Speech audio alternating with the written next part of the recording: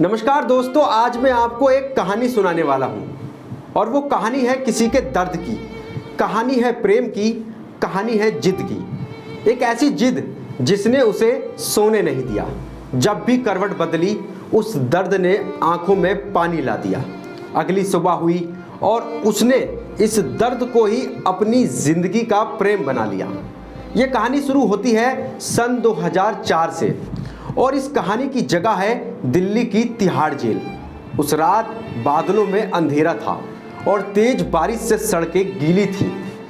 तभी एक कैदी एक घायल पक्षी को लेकर तेजी से दौड़ता हुआ जेलर साहब के पास लेकर आता है, जिसको देखकर जेलर साहब का दिल पसीज जाता है और वो अपने दो सहयोगी जेल वार्डन से कहते हैं कि तुम में से कोई इसे इलाज के लिए हॉस्पिटल ले जाओ। जिसमें से एक वार्डन तुरंत आगे आता है और कहता है, साहब इसे मैं भर्ती करा दूंगा और ये कल तक ठीक भी हो जाएगा।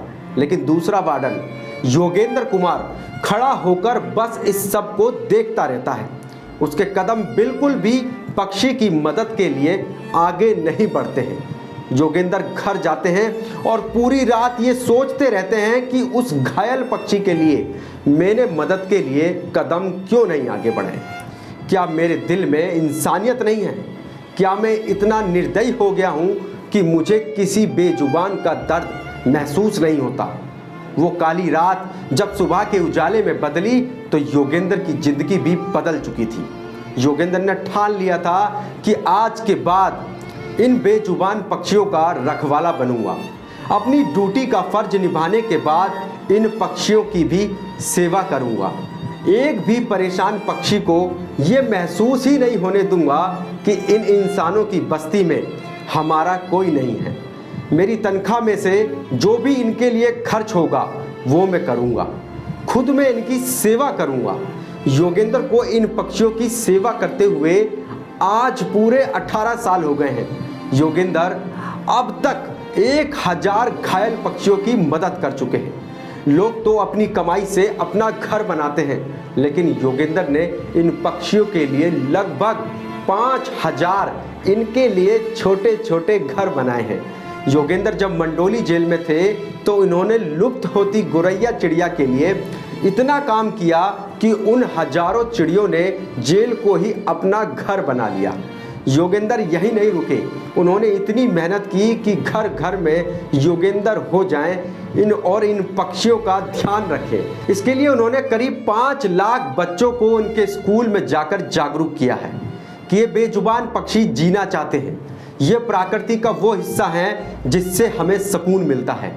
हमें इनसे प्यार करना चाहिए। इन्हें भी भूख लगती है, प्यास से गला इनका भी सूखता है। चाइनीज मांझे से कटने के बाद दर्द इन्हें भी होता है।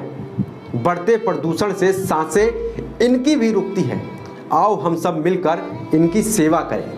योगेंद्र की इस निष्काम सेवा भाव को देखते हुए इनके बड़े अफसरों ने योगेंद्र के काम को बहुत सराहा है और भारत सरकार द्वारा राष्ट्रीय पदक, राष्ट्रीय अवार्ड और मानद पशु कल्याण अधिकारी और न जाने कितने सम्मान से इन्हें सम्मानित किया गया है। लिम्का बुक ऑफ रिकॉर्ड में भी योगेंद्र के कामों को स्थान दिया गया है। पूरी तिहाड़ जेल में अब योगेंद्र को पक्षियों के रखवाले के नाम से जाना जाता है। तिहाड़ जेल एक सुधार गृह है। वहां बंद कैदियों के स्वभाव को बदलने में योगेंद्र के साथ साथ ये पक्षी भी अपनी मीठी आवाज से ड्यूटी निभाते हैं।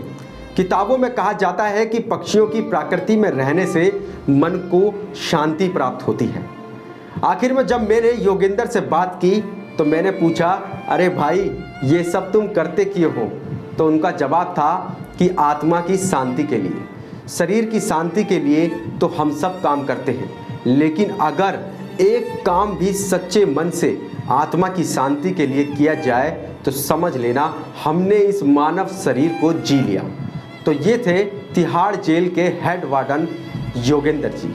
नमस्कार, मैं हूं टीपू सुल्तान और आप देख रहे हैं क्राइम की खबरों का सबसे बड़ा शो क्राइम एपिसोड। अपने हर शो में क्राइम से जुड़ी खबरों के साथ साथ कोशिश करता हूं कि कोई ऐसी खबर आपके सामने पेश करूं जिसको सुनकर दिल को खुशी मिले, कोई प्रेरणा मिले, हमारे ईश्वर ने पूरी कायनात में हर एक कमज़ोर बेसहारा की मदद के लिए किसी ना किसी रूप में उसको बनाया है। कितना अच्छा लगता है ना जब किसी बिना स्वार्थ के किसी की मदद की जाती है। पूरी ज़िंदगी में बस एक लम्हा ही काफ़ी है अगर किसी की सच्चे मन से मदद की जाए। खैर, अब मुझे दीजिए इजाज़त, अगले शो में फिर मुलाकात होगी। धन्यवाद।